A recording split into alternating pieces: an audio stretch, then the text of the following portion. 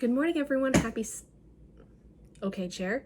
Happy Sunday. It is about 9 o'clock in the morning right now, and it is editing day for me. So we are now in week 2, really, of the HouseCupathon, and first week went pretty well. I was pretty surprised. I ended up finishing 3 books off of my TBR, which is awesome. Well, 2 off my TBR. 1 I had started in May that I finally finished. And yeah, so today I'll be doing a lot of editing. Mom is coming up, though, at some point this morning, like in the late morning, so in the next couple hours, I think, and just coming up to hang out because there's some stuff that she needs to give me that either she has grabbed from the house or friends of mine have given to her that she needs to give to me. And and while she's here, I'm going to be going grocery shopping because I need to go get groceries. Other plans for today, Jess is supposed to get in contact with me so that we can finally have our last meeting for Little Fires Everywhere, as I finished this yesterday. And we were supposed to meet yesterday, but she had a surprise event happen. Her boyfriend decided to go take her to a hotel for their anniversary. Here's my plan for this week. I had made a new reading schedule last night. So here is my plan for this coming week. So we are having the 7th through the 13th. That's when this vlog's going to stop. So I have 3 books that I want to complete and start another one by the end of Saturday. And I have another book that will be kind of on the back burner for a little bit, and I probably could finish at some point this week. So first things first, I'm going to get through the entirety of Harry Potter and the Chamber of Secrets. This is the required reading prompt for the HouseCupathon. It is also going to be my prompt for Tom Riddle's journal, because that is a prompt that asks you to pick a book that has a author that's using either a pen name or uses their initials, which we have J.K. Rowling, which, by the way, if you have been affected by what J.K. Rowling has said about trans individuals, I am terribly sorry. I have made it a point in the last couple of years to not personally buy anything Harry Potter. Everything that I own Harry Potter at the moment, including my books that I have, these really nice looking old hardbacks, basically, they were all gifts for me because my family knows that I love Harry Potter, like, by itself, regardless of what J.K. Rowling is.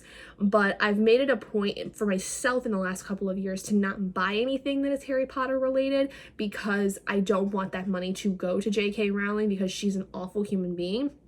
However, I do want to make the point that anything I have currently that is Harry Potter related was a gift to me, and I like them enough to where I would want to keep them. I would have likely bought them for myself regardless, but because I do not want that money going to somebody like J.K. Rowling, I did not go and buy those things myself, but I had family members who had bought things for me for like Christmas or my birthday.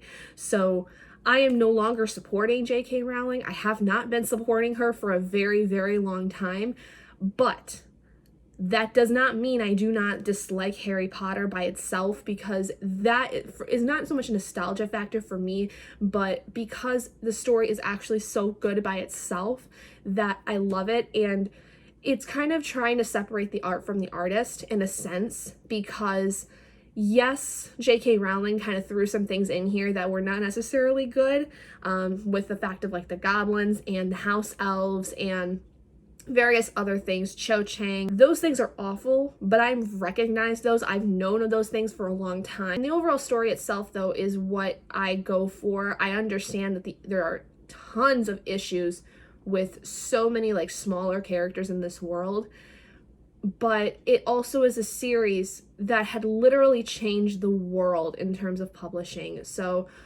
I am incredibly sorry to those trans individuals that were deeply affected by what J.K. Rowling has said and has continued to say over the last several years, because she's shown her ass many times as a TERF, and it is absolutely disgusting. I cannot believe we live in a world where an author who is so well loved for her series is doing this and thinks that she can get away with it because she's a billionaire at this point.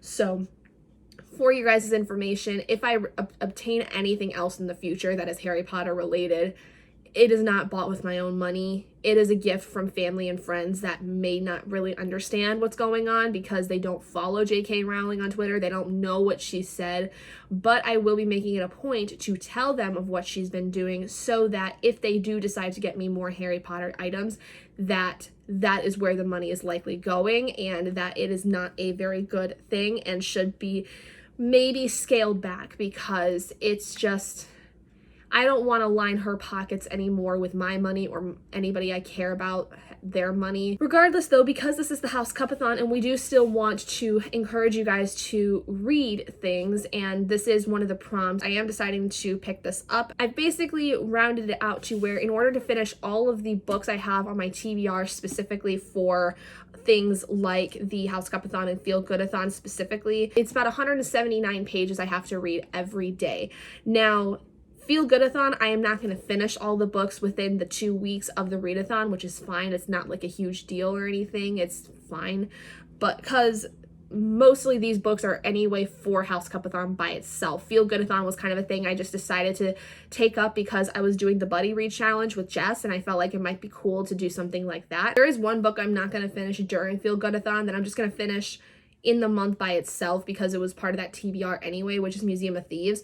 That's the only book out of all the books on my TBR that was specifically for FeelGoodathon, and I'm going to finish it after the readathon ends, but that's because it was going to be part of my reading for the month anyway, so there was no point in just not reading it, considering it was a library lottery pick for me in the first place for May. So after I finish Harry Potter and the Chamber of Secrets, I'll be moving on to the first book in the Thirst omnibus that I have here by Kristoff Pike. This particular first book is like 195 pages by itself, which I didn't realize. I forgot how short these books were. So I will read the first one of this, which I'm reading for the Burrow and Howler challenges for HouseCupathon, and then for FeelGoodathon, it was for my reread challenge. I am, though, starting a reread series with this now that the Morganville Vampires is done. I just filmed the review for that last night, and that video you guys should see already. It should have came out at some point during this week. So now my next reread series I'm going to do is on Thirst, because if you guys watch my TBR videos for either HouseCupathon or FeelGoodathon, I expressed that this was another vampire series I got really invested in when I was in high school, and I really liked it, but the end of the series really threw me for a loop. I don't remember much of what happened except there was a spaceship involved and maybe some time travel. So I wanted to see kind of how I'm gonna fare with this one now that I'm older, because I don't know if I'm gonna like it as much. So then the last book I want to complete this week is gonna be Illuminae by Amie, Kaufman, and Kristoff. This for HouseCupathon is for my Polyjuice potion and my Following the Spiders prompts. I forgot to say, the Burrow prompt is a cozy read. I loved this series and it always reminds me of very happy things, so that's why I think of it as a cozy read. And the Howler prompt is a character who has to face the consequences of their actions, which this is a vampire where, like, within the first book, I believe, she's like the last vampire and her creator has to come kill her in order to obtain some kind of reward from it, kind of thing. Illuminae is for the Polyjuice potion, like I said, which is to read a non-traditional format book. This is basically told in like series of interviews, emails, transcripts, that kind of thing. And that's the entirety of the story and how it's told. And then it is also for the prompt Following the Spiders, as this is considered a hyped book because I literally hear everybody talk about this. For FeelGoodathon, this one also is the host fave. One of the hosts, I can't remember if her name's Brianna or Brittany. I don't ever remember, apparently. This is her favorite. And then this is also going to be for the High Hopes challenge, because it's one I have actually really high hopes for. And I just realized Chamber of Secrets for FeelGoodathon I forgot to mention because I'm looking at my bullet journal here. Harry Potter and the Chamber of Secrets also counts for 3 prompts for FeelGoodathon, for a short book, continuous series, and a book with your favorite trope, which one of my favorite tropes is the magic school trope. So then the last book that I want to maybe start but not really complete by any means is My Enemy's Cradle by Sarah Young. For HouseCupathon, this one is going to be for my Denoming the Garden prompt, which is to pick a book that you're kind of unsure of whether or not to unhaul and you want to read it first. And then this also is going to count for the Death Day Party, because this one is a book that I actually kind of forgot I owned. I bought it at a library book sale like about 2 years ago or so, and I totally forgot I had it. And then for FeelGoodathon, this one is a book that I want to read because of the cover, because I have a weird thing with trains. I really like the idea of trains. I never know what the symbolism of them is. So I want to see like what this is about. Last night, Hufflepuff was still in second place, but slowly catching up with Slytherin in terms of averages. We've crested the 300 point mark, where Slytherin's at was at 370 I think yesterday, and we were at just under 310. So I think that this is going to be an interesting month because Hufflepuff may pull us into the lead. We'll see. It's 9:41 and I just finished editing my vlog from last week. Granted, the whole day's been kind of crazy and weird. So today, basically, I edited for I'd say about 2 hours, and hadn't even made an hour into any footage at that point. And then my mom arrived and we went out and got groceries and grabbed lunch, sat and hung out here for a little bit, and then we decided to go for a walk down to the nearby ice cream store so I can have her see it.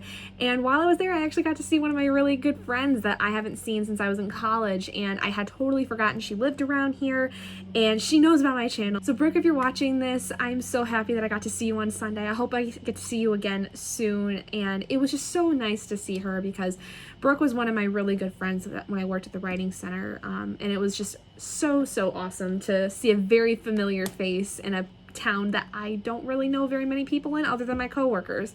So then we got back from the ice cream store and she hung around for about another hour before she had to leave.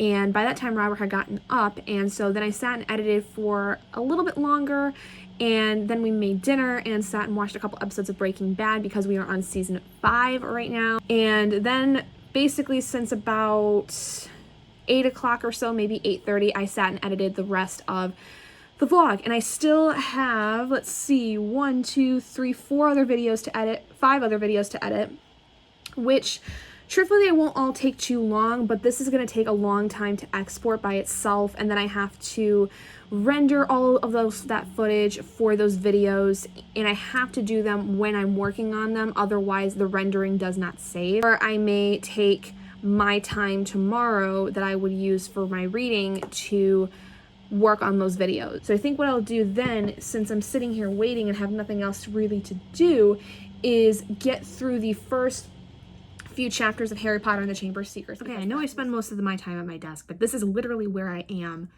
9-10 hours of almost every day. So, sorry.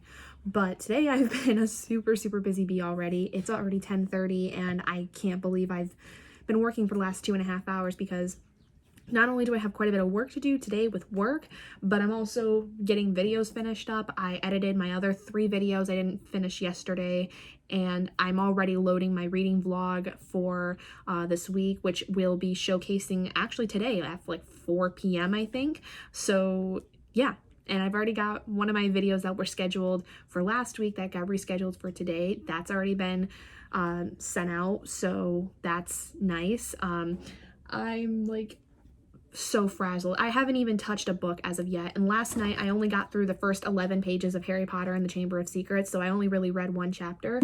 So until though I get my videos finished and loaded and scheduled and everything, I'm not touching my book. I'm basically working on one thing for work, and because there's not much else other than what I have to do, and it can take me a long time most times to get through some of that, I do one thing for work and I go and do something for videos. Today my goal though is to get through the rest of Harry Potter and the Chamber of Secrets today. I've done it! All of my videos are now edited, uploaded, and scheduled for the week. Thank God. It is now almost noon and I've ordered some lunch because I do not have the energy now to go and make something. So that should get here in the next 20 minutes or so. And since about 11 o'clock, I haven't really had anything else come in. I got pretty much everything I needed to get done with work while trying to edit and upload videos. Because that is done now, I can spend the rest of the day with my breaks working on Harry Potter. So that makes me very happy. And I do. Why is it half the time I sit and work and get distracted that I forget I have coffee, and then half the time it gets cold? Good morning, everybody. It is just about 8:35 on Tuesday morning. So yesterday I did not get to my reading goal. Last night, oh, that feels better. Shoulders are starting to hurt a little bit, I think, from sitting here for a while. So yesterday I did, though, get through a lot of reading. I just didn't get to my actual goal, but I did read 111 pages of Harry Potter and the Chamber of Secrets. Had wanted to hang out for a little bit, so we ended up actually watching V for Vendetta, which neither of us had seen before. The whole movie is about the idea of this guy taking on this Guy Fawkes persona-like thing in order to start this revolution, and as a way for him to hide his identity. I absolutely loved it. It is one of my new favorite movies right now. I'm so mad that I never have seen this before because I just loved it so much. It was so good. The action sequences and filming style were so awesome. Like, some of the action sequences with V were absolutely amazing. Like, I was really impressed, and I can't believe the movie is now 15 years old. Like, it doesn't feel like it's that old of a movie. I basically went to bed right after because by then it was like 10:30 going on 11 o'clock.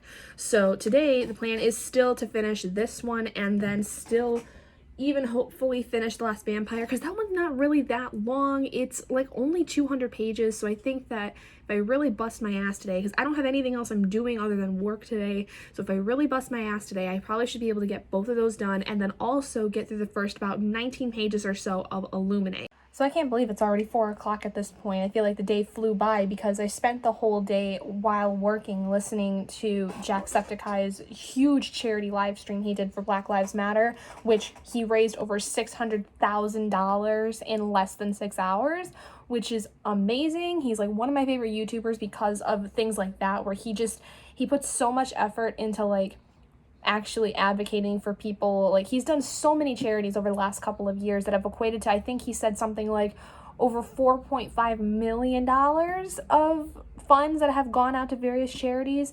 And the one he did today, like, there were 4 different Black Lives Matter fundraisers or charities of some kind that he was advocating toward, and he wanted to raise $200,000 for like all of them. And they reached that with, I was there from like the very beginning of the stream, and they raised $200,000 within, I think it was 2 hours into the stream.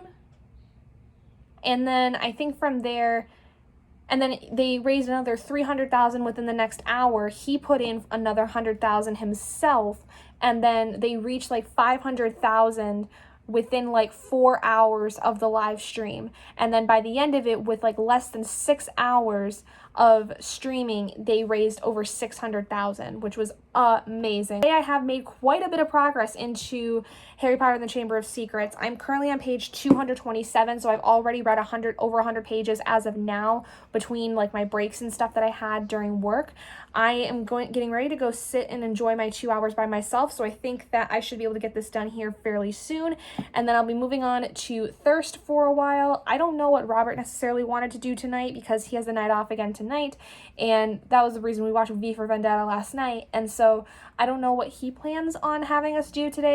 So I'm currently making dinner, and I just hit 400 subscribers on YouTube. Oh my god.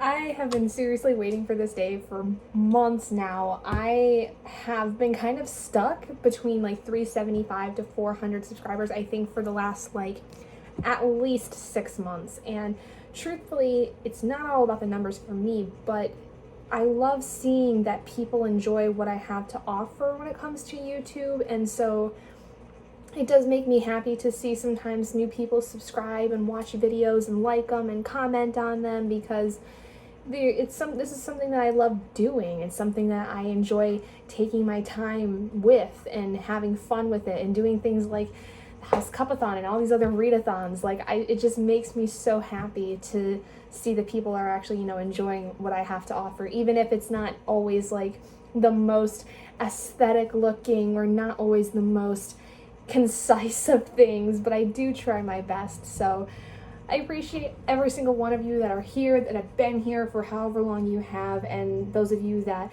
sit and get excited for my videos. I appreciate every single one of you, and I just want you all to know I love you all very much. But I gotta finish dinner right now, and I also have a little dessert in the oven that I have to make sure I keep an eye on. So, but Thank you so much for 400 subscribers. I'm so excited, and I think that with having moved and everything recently, I had gotten like a real kick in my pants with content in terms of like things that I really want to do. So I hope that you'll continue to stick around, because I think especially next month in July, I'm going to be doing some really, really important things that I think are super, super awesome that I haven't done before. And I'm really excited to share with you guys what those are.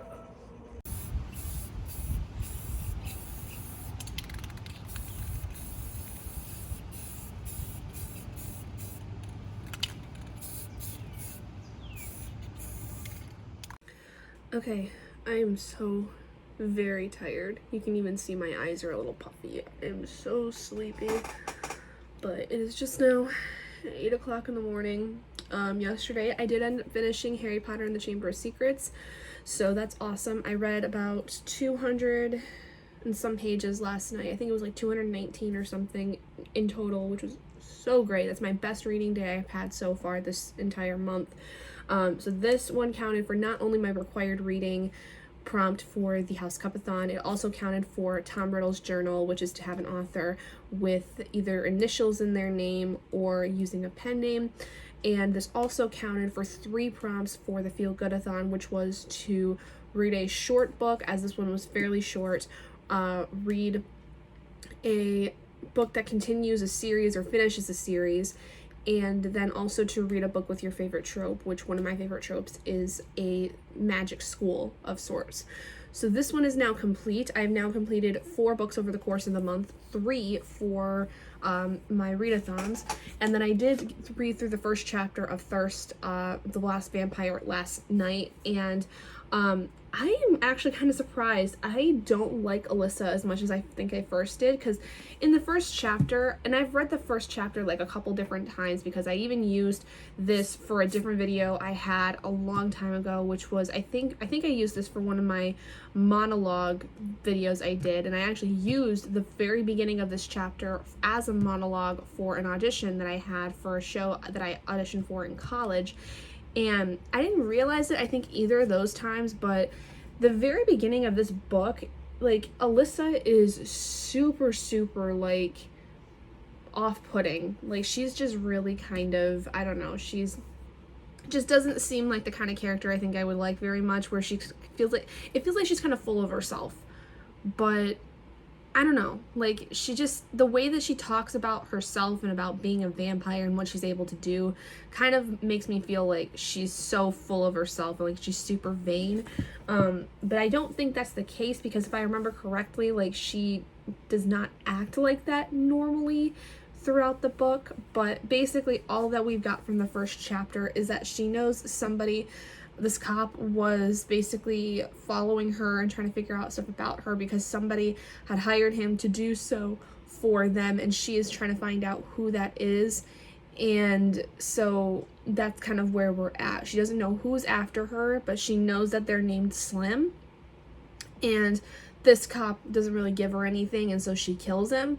Okay, so it's about 11:45 in the morning, and so far I've gotten to chapter 5 of The Last Vampire, and I don't know how I feel about this whole thing, because Sita, like, is a character that is very interesting. Like, she has had a really interesting life, but I don't know necessarily if I like Christopher Pike's writing as much as I think I did when I was in high school, because I think that what happened when I was in high school was that I got so enamored with Sita, and I got enamored with her ability to fool people and manipulate people. But then in this book she falls in love with a guy named Ray, who is, like she says, reminiscent of her late husband Rama. And in the 3rd chapter we go into exactly how Sita became a vampire, and who is exactly the guy that was like the first vampire, and how he kind of got involved with her.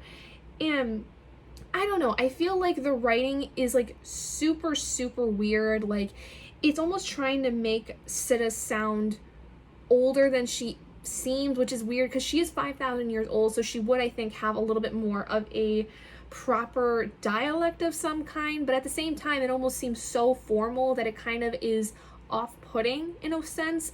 And I also feel that this is kind of one of those stories that I may have liked a lot more in high school because I kind of was into the idea of insta-love at that point when I first had gotten involved with it, but then I had read at that point so many books that involved insta-love that I got annoyed with it, and that's why I'm annoyed with it so much now, is because it's literally in almost every single book that there is.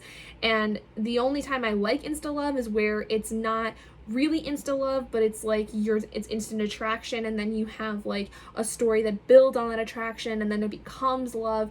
This is very much insta-lovey with Ray, and really Sita doesn't even know what she wants. She's just trying to like figure out who's stalking her, but she doesn't really know what she wants. And a lot of the interactions that she has don't seem to fit. Like, it just feels so weird seeing her interact with all these different humans because it seems fake.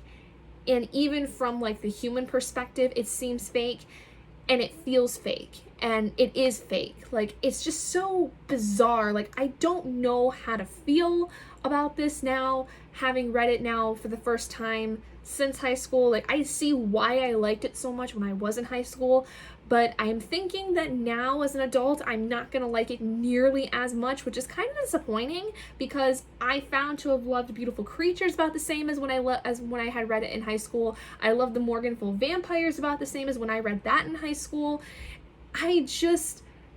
I guess this is one of those series, or this is going to be one of those series where I'm going to read through the entirety of it and find that it's not nearly as good as when I had first read it. I'm kind of disappointed, and I think that part of it is too because like it's supposed to be such a short book that I feel like everything's getting rushed, which I think is the huge issue that is like the real root of everything, is everything feels super rushed because the book is so short. Like, I know it's so short, so everything feels very rushed and very kind of pushed in a way that doesn't make sense. Like, the whole last chapter I just read was having Ray come to Sita's house that she has, and she's like trying to seduce him in a sense, and he's just so for it. And I get that she's a vampire and she's alluring and she can kind of manipulate people with her beauty and her abilities, but it still felt weird. Like, it felt way too quick for him to like fall for her as easily as she did, and she nearly sleeps with him, and he's almost completely for it, but he's also like, I don't want to cheat on this girlfriend I have,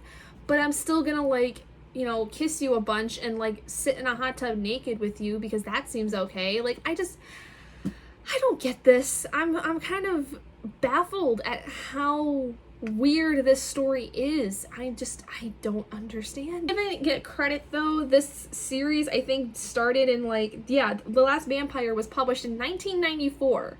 So was it a product of its time? Maybe. I haven't read very many books that were like YA paranormal romance like from the 90s. So I don't know if this is synonymous in terms of its writing with like other books that were written in the 90s. I don't know if there were certain standards that were held in the 90s that were different than what there are now. Like, I just can't believe this book is over 20 years old at this point. So this is happening.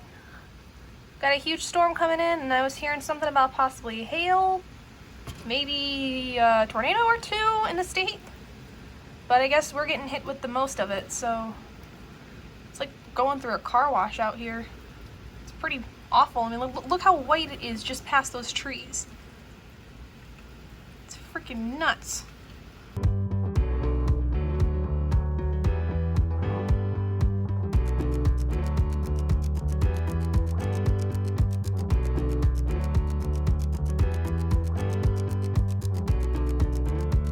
Okay, so first I think my chair's broken because ever since this afternoon something popped and now it won't stay up really for the life of me.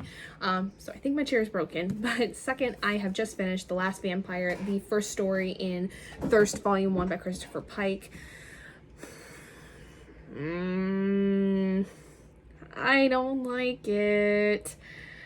So I gave this 2 out of 5 stars. It was just, I don't even really know how to explain it. So The Last Vampire was going to be counting for 2 prompts for the HouseCupathon, which were the Burrow and the Howler. I picked it for the Burrow because when I remember reading it in high school, I really enjoyed it, and so I thought it was going to be a bit of a kind of cozy read because it would bring back some nostalgia of reading it for the first time when I was in high school, but that proved to be wrong on many levels. And then the Howler was because the whole story focuses around the fact that the main character is literally being chased down because of the fact that she's a vampire, and she's being chased down by the guy that created her, because the whole point is that he is coming after her because he made a promise to this guy named Krishna, who is, there's a whole thing within that and like the Hindu references that are in this, but Krishna tells him that he will obtain his grace if the vampire goes and kills off all of his spawn. But Krishna also tells Sita that if she does not create more spawn, she will have his grace. So there's like a paradox thing going on that's really weird. I don't know why that would have happened in the first place. I have a lot of issues with this, and I want to go kind of more in depth with it in my actual review of it, since I will be doing a reading series review playlist thing for this series. But to kind of go into a couple of things here, first off, there's a lot of references to Hindu mythology that I think is appropriate considering the fact that Sita is so very old, but I'm curious as to why the author used Hinduism when I believe that the man is white. Christopher Pike is actually apparently a pen name for a man named Kevin McFadden, and he was really, really popular, I guess, in like the 90s. I don't really know why Hinduism was used in this if Kevin is white. I mean, it sounds like a very white name at the very least. From the pictures I saw of him, he looked white, so I have no idea why he would use Hindu-based mythologies. From what I know of them, they weren't used and made inaccurate. They were actually used fairly decently, but they weren't used to the point where you could get any real context of the story. You just kind of know that Sita is a vampire around the time that Krishna was like a part of the world, like, and the idea of Krishna in this is that he kind of is like the idea of Jesus in Christianity, and I don't know how accurate that is. Like, it just was weird. It felt very, very wrong for some reason. I feel like there were a lot of issues with it, just in terms of it being placed there and having it be something that might have been completely inaccurate. I don't really know. I would need somebody who is a Hindu practicing individual to read this and tell me if the very small snippets that are brought up in this story make sense and if they are accurate, because we only see Krishna in one chapter when Sita talks about meeting him for the first time, but he's a recurring thing over the course of the story because obviously she's having to remember to never make any more spawn, and she's being chased down because she knows that her vampire creator Yaksha is coming after her because he was told to kill off all his spawn. So the other thing I have an issue with, though, that I'll go into right now at least, is the love interest. This is so short that it just feels rushed, and it's weird because you can do a shorter story like this and not make it feel rushed, and I felt like the entirety of the story was just, oh, here we go, we meet the kid, she falls in love with him almost immediately. Like, there is no in between. It is from a 0 to 100 like that, and it is mind-boggling, and it is kind of jarring, I guess is the word I want to say. It just, the whole thing did not sit well with me, and I don't understand how I may have liked this when I was in high school. I honestly don't remember. I just remember it being a series that I got so invested in, and then like I just finished the whole thing and was so confused by the end of it. It was a trash fire. It was just a trash fire. I'm so disappointed. So the next book on my TBR is Illuminae by Amie, Kaufman, and Kristoff. Today I want to get to about page 203. I almost forgot that today was Adri's birthday. Like, I knew it was her birthday, I just forgot to say it in the vlog. So happy birthday, Adri. I hope you had a wonderful day on your birthday today, and I'm so glad my present got to you safely. She sent me a text earlier today showing the book that I had sent her off of her wish list. So everyone make sure that you say happy birthday to Adri in the comments. It'll be like a week late almost, but still, everyone will know that it was her birthday on Wednesday.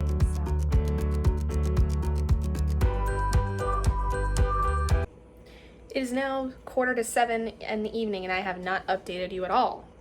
what's been going on with Illuminae. So as of now, I'm just over 200 pages into the book. I'm on page 211. I did not meet my reading goal for last night, and I'm still working on it today. I'll have still quite a bit of time to get through the last 160 some pages that I need to read for today's goal. But so far, I really, really like it. I wish, though, that there was more of an explanation as to why the Lincoln, which is the big bad ship that is coming after Katie and Ezra's respective ships, is kind of why that's happening.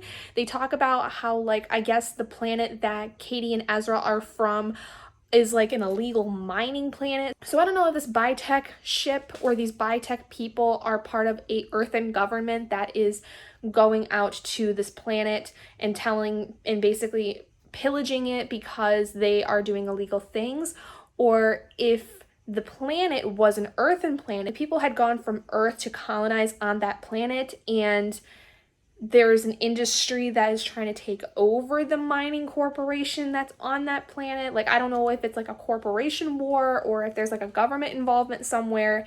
As at this point, it's not really talked about, and I think that I heard somebody say that it gets more explained in Gemina and maybe in Obsidio, but I'm kind of disappointed at this point that there's no clear story arc to that. All we know is that there's these 3 ships that get sent off from this planet because the planet was attacked by this group called Bitech, and the ships it takes them 6 months to be able to get from where the planet is to the next waypoint that is able to jump them through space to a safe zone of some kind.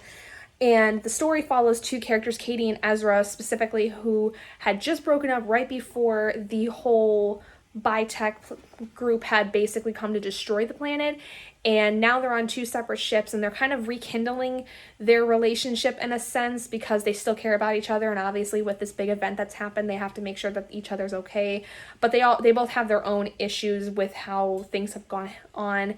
And they're both finding out very different things about what is happening with this entire trip that they're on. It's really interesting. It's very complex, and I really, really like it. And I really kind of like the way that it's formatted, because I think that if you tried to tell this story in a more traditional format, it wouldn't have worked as well. So I'm so angry with this book. Angry in the sense that I'm just so sad. I'm upset because I've just found out one of the characters that I really liked is now dead. Since I got to that point in this book, I've actually had a very sad time. I think really this book has hit me harder than I expected it to with the death of this character. And it almost makes me want to cry so much, but I can't tell if it's because I'm genuinely sad or if it's because of something else that I might be feeling this way. I can't really tell. My brain is not able to differentiate between real sadness and sadness because of other things. So today my goal is to get to page 563, I believe, of this one, and then I'll be finishing it up tomorrow and getting through some of my what is it? It's My Enemy's Cradle. I was gonna say My Sister's Keeper. That's a Jodi Picoult book. I don't know where the hell that came from, but My Enemy's Cradle, I'll be getting through about half of that one, I think, tomorrow. Tomorrow, though, too, I also am going to be filming. I'm going to be going out to Barnes & Noble for the first time in now 3-4 months, because I just got an email the other day saying that they're actually going to be opening back up here, that they are actually open back up with limited things you can still do, buying online, picking up in store kind of thing. They're going to have the Starbucks that's in there do mobile order pickups as opposed to sitting in the cafe, which I've been hearing a lot of places have been doing that are parts of Barnes & Noble, which is really awesome. And they're only letting in so many people in at a time, so I hope that I get to be one of the people that gets to hang out in there and they don't have to worry about me. I think what I'm going to be doing is going there for myself for my birthday, because I don't think I'm going to be able to do much for my birthday, which is in a little bit less than a month, and I want to go and get some books from people of color authors that I have not read from as of yet, and I want to like build up a stack of those because I do have quite a few in my bookshelf right now I still haven't read by authors of color, but I want to acquire a few more that I have seen come out recently that I really want to get, and that way I have like a really good stack because I have a very special plan for July in particular. I also want to try to find maybe a couple books by LGBTQ authors, even maybe some trans and non-binary authors. Like there's quite a few I have in my head that I would like to be able to get because in July I have a very special TBR for the month that I'm going to be focusing on, with it being my birthday month and wanting to expand my mind and expand my own horizons for myself as opposed to doing it for other people. Like I want to do it for myself because I realize that I typically will read white authors, whether they're, I think more so female than male, but I still do think I might have quite a few male books on my shelf. I do know that this month in particular, I think I have quite a lot of white authors on my TBR, and that's just because that's how I built it for HouseCupathon based on challenges and things I could think of off the top of my head that worked for certain challenges. So that's on me. That's, you know, my issue. And then also what I wanted to do with this TBR is I wanted to have it where they're authors that we necessarily shouldn't have to read during particular months. Like authors of color are authors that we should be reading from all the year as opposed to just during Black History Month.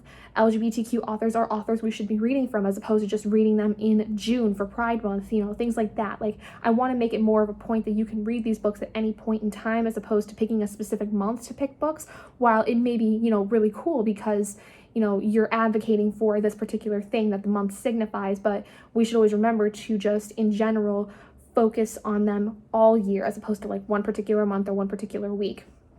I've also thought about too looking for mental health books that focus on different mental health issues, but I can't think of anything off the top of my head that does focus on them except for maybe the Schizo, which I don't remember the author of this book, but that was one I heard had some mixed reviews, so I don't know whether or not that would be a good choice to pick, but I'm gonna like basically take my time going through the bookstore to find something of value there, and I think I'm going to also then go through specifically the section of Barnes & Noble. I can't remember what it's called. I think it's Cultural Studies, where it has like a whole section for Black literature, and it's mostly like nonfiction, and it's mostly like sociological kind of based things. Like I think it's Cultural Studies. I think that's the section, what it's called, but I don't remember off the top of my head.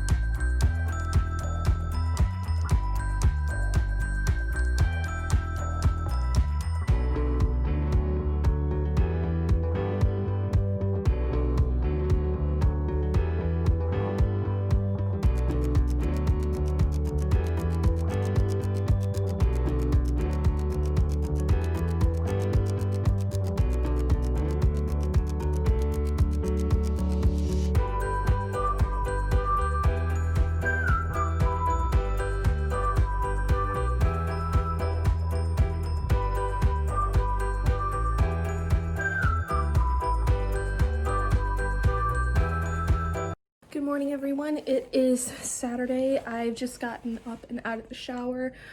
So I was gonna do my filming this morning, but I think I'm gonna hold off on that, at least till my hair is dry, because I want to be able to like put it up in a ponytail, and I don't like putting up my hair when it's wet because then it gets like all weird and it has like a weird kink in it.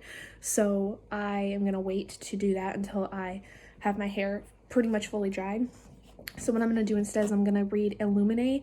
I did not get to my goal yesterday, but today I'm supposed to finish this anyway, so I think I'm just going to power through the last 100 and some pages of it, and probably by that time my hair will be pretty much dry, so I'll get to my filming. And I'm gonna be going to Barnes & Noble today for the first time in like several months, but I'm gonna wait until Robert gets up because I don't really want to go by myself. I would much rather go with him, and that way I can spend time with him too. But so that'll probably be like sometime later this afternoon into like the early evening. Oh my god, I just realized Robert left me flowers. At my bookshelf, there's flowers. I am actually going to cry. I didn't even realize this. He told me to come out here earlier to see that something was out here, and I totally didn't even notice it. I feel so bad now. I need to go give him a hug. Okay, so now that I've had my minor crying moment for the day, I cannot believe I missed that. I feel so bad because he told me, I came out here to put my book on my desk this morning before I got in the shower, and he's like, hey, did you even look on your desk? And I was like, what do you mean? And he's like, go look. And on my laptop, I saw there was a note sitting on there, but it was his schedule for work, which I don't know why he put it on there. So I didn't even see the flowers sitting on my freaking bookshelf. I didn't even notice that they were there. I feel so terrible. I really do. And he's like just getting to sleep right now because he works the night shift still. I feel absolutely terrible right now. This is not okay. Like, how did I miss that? Because I was just sitting here on the couch and I could just see them off from the corner of the wall leading into the dining room. God, I feel like an idiot.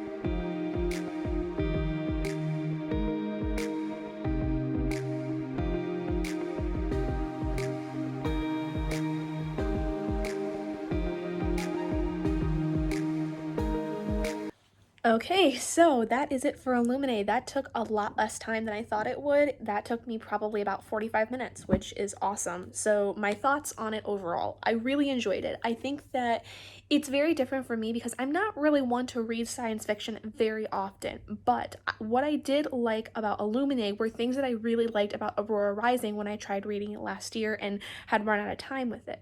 The thing that I really like, I think, the most is the personality of the characters. They're very, very fun. Jay really likes to write sarcastic characters, I think, or ones that have kind of an attitude, which I appreciate because I find them to be incredibly funny. And especially when they're super, super witty, like Ezra and Katie are. They bounce off each other very, very well. It's clear why they were together in the first place, but you kind of don't know exactly why they broke up until quite a bit later in the story, because then there's a moment where they actually like discuss what happened between the two of them, and it gives a lot of credence as to why Ezra is kind of the way he is. I wouldn't be able to exactly tell you why I wouldn't give it a 5-star. I don't know, it's not absolutely perfect. It wasn't a story that necessarily blew me away, and I think that's something that's pretty typical for me when it comes to science fiction. I feel like a lot of times the stories are good by themselves. I like the characters, I like what's going on, but they're not stories that necessarily blow me away by any means. They're kind of just, you know, another story, and that isn't to say that this isn't good. I really like it a lot, and I am going to probably, while I'm at the bookstore, pick up at least Gemina. I don't know if I'm going to pick up Obsidio today, because I want to be able to go out and actually buy books that are going to be for my TBR for July. Like, 5-star reads are things that I think of like are absolutely perfect, loved every second of it, may have cried at one point or many points. And this one, I think I teared up a couple different times, especially when it came to the death of a character that had happened partway through the book, but it wasn't like sobbing. And I feel like 5-star books are ones that either I'm sobbing or from beginning to end I have extreme emotions with. Like, I feel things much more than I would for a 4-star book. A 4-star book for me is usually like something just didn't quite sit with me as nicely as like a 5-star book did, and I may have had some pretty extreme emotions with it and like have felt things within it, but not to the extent of like my 5-star read. So my hair is still not completely dry. It's still a little bit damp. I'd like for it to dry a little bit more, so I think what I'm gonna do is go pick up my next book, which is My Enemy's Cradle.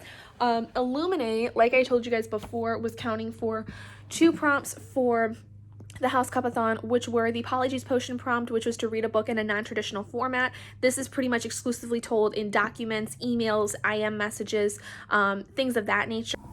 And according to my bullet journal, it was also counting for the Following the Spiders prompt, which is to read a hyped book. I definitely see the hype with this. I totally get why people really liked it, and I appreciate the fact that people seem to really like it, because I think it's a genuinely good book, and I'm very excited to pick up Gemina and then later on Obsidio. Then also for FeelGoodathon, I almost forgot, FeelGoodathon, this counted for 2 prompts as well, which were one of the host favorites and a book you have high hopes for, because I was really thinking I was going to love the crap out of this, and I really, really liked it. It has definitely met and exceeded actually my expectations. Last I saw, we're still in second place behind Slytherin. Slytherin has a very, very large lead on the other teams, and it's just has to do with the averages that are going on. They have over 600 point average, whereas Hufflepuff has like 480. I think we're closing in on 500 right now, and this may get us super, super close to that. But we kind of keep going back and forth with Ravenclaw for second place, because Ravenclaw has like a very, very close average to us, and so every now and then we end up getting overtaken by them, but then I get people that send in their points, and so then we end up getting a little bit further ahead. Okay, so I just got out of Barnes & Noble. Holy crap. I hate wearing that damn mask sometimes because I feel like my breath hitting my face, and sometimes it fogs up my glasses and I get super warm. But yeah, so sat in there and spent like $200 on books, which is typical. Like, that's actually about as much as I spend usually on myself for my birthday when I go like and buy stuff for my birthday. So that's good. And I was actually surprised, because even with my Barnes & Noble membership card that I have, that was significantly less than I thought I was spending. But I guess because I bought a lot of like paperbacks, that's kind of the point, was that they was going to be cheaper. I did get a couple hardbacks of books, and I was actually really disappointed. They had a lot of books, like a lot of new releases that had just come out that I didn't see. Like, they didn't have Clap When You Land. They didn't have even like, what is it called? White Fragility. I found White Rage. That was the only race-driven book that I've seen people talk about in terms of like wanting to learn about race and understanding what the issue is. That was the only book I found in there that I recognized the name of, and the rest of them were like autobiographies or like collections of essays kind of thing, like things that I don't think, like there was stuff for Frederick Douglass, which I actually have a collection of like African American literature that I probably could use, but I did find a poetry collection by Maya Angelou that I'm really excited about because I've never really read Maya Angelou, and she's like a really, really important African American poet that I've actually heard a lot about, and I really want to get involved with her poems because I've heard a lot of them are really, really powerful. But I did get a lot of YA stuff. I did find N.K. Jemisin, who I know is an adult fantasy author that I really want to see how I like because I've heard a lot of people say that she's really good. And then I found like a bunch of other stuff. I didn't find the Mason Devers book, which he's a non-binary author. Like, I couldn't find any of the trans or non-binary releases that have been coming out recently. Like, I couldn't find Felix Ever After. I couldn't find anything regarding that, and I was really disappointed. So I got what I could, which I'm happy with because all of them are things I was looking for, but I also couldn't find very many like new mental health stories that I had heard of. But I also don't remember how many mental health stories there have been released recently, so I could have just skipped over them and not known that they were new or that they had mental health rep in them. I did find a copy of Gemini. I found only one copy of Gemini that was in there, and that was what I really wanted to make sure I got if I could find it, because I just finished Illuminae today and I really would like to have Gemini for when I get to it next. But yeah, so overall, I don't know if it's because since this Barnes & Noble just opened up here like a couple days ago, I don't know if it's just been super, super picked through and a lot of stuff's already been taken, or they just don't have a lot of stock at the moment because they might be behind with like not being able to get their stuff and not being able to like really sell a lot. So I don't know if that is the reason why they don't have a lot of the new stuff like they should, or if it's just been picked through already in the first couple of days that they've been open. Okay, it's 11:14. I've done no reading. I'm tired. I'm going to bed. So this will be the end of this week's vlog. The week itself, I think in general, went pretty well in terms of my reading. I accomplished, I think, quite a bit in terms of what I think I had expected. I read the entirety of the Chamber of Secrets, which got me quite a bit of points. I then also read the entirety of The Last Vampire by Kristoff Pike, and I also read the entirety of Illuminae. So 3 books completed this week, which is pretty awesome, and started a 4th book today, which was the goal, not to finish it, but get through at least part of it. I'm going to try to finish it tomorrow while I'm editing videos, because it's going to probably take me a good while to edit stuff, and with rendering and exporting, that can take anywhere between 5-10 minutes to maybe 30-45 minutes at a time, which will be nice. So I do want to get through next week the entirety of My Enemy's Cradle, then also get through Museum of Thieves, which technically will be after the Feel-Goodathon ends, because tomorrow is the last day for the Feel-Goodathon, or I think maybe Monday is. I can't remember if it's technically Monday or Sunday. But I want to get through Museum of Thieves, which was my May Library Lottery pick. And then also I want, according to my reading schedule, get through pretty much the majority of next week will be The Stand. So the thought is that I will have 2 books completed and have the majority of 1 other book completed, because The Stand's going to take me a while to get through with my 179-page goal for each day. I should be hopefully finishing it by the 22nd, but then that means that by the time the week ends on the 20th for next week, I will be nearly done with it. I'll be within like 300 pages. If you guys did enjoy this one, let me know down in the comments below. How are you doing with the HouseCupathon or Feel-Goodathon if you're doing it? I will have my Feel-Goodathon wrap up in next week's vlog, so that'll end off the Feel-Goodathon, but this is like the last full week for it. If you guys did enjoy this video, please do give it a big thumbs up, and if you haven't already and you'd like to be, hit that button down below and subscribe to become an owlet in our flock, and I will see all of you guys in my next video. Bye guys.